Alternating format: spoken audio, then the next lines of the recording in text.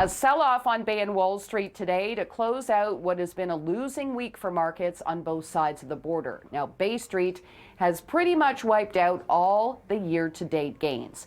And part of the problem on the TSX, shares in Shopify.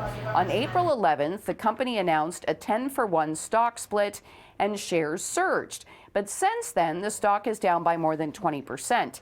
Shopify, which was once Canada's most valuable company, is seeing an increase in competition, but it's also been pressured by higher interest rates. Now, the price for oil also lost ground this week in a very choppy week. It was down by about 4%.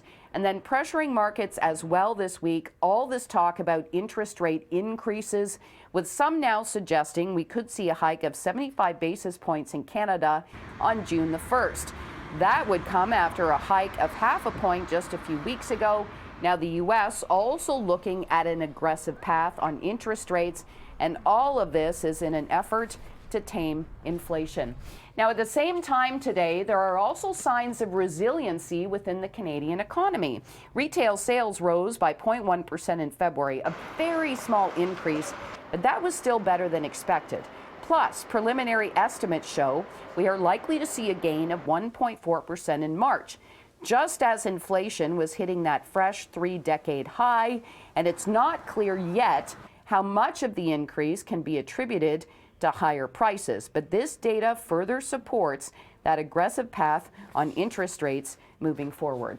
And Martha Stewart is raising money for charity in a very unusual way.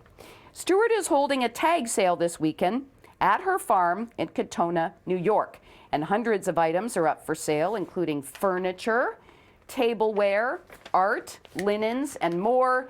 And all of these items she had in her collection. Now, it's not clear if she'll be in attendance, but Stewart says on an Instagram post that the money raised will go to Mount Sinai's Martha Stewart Centers for Living, which provides primary care to older adults. Now, you actually have to pay to get into this sale, and tickets range from $25 to $250.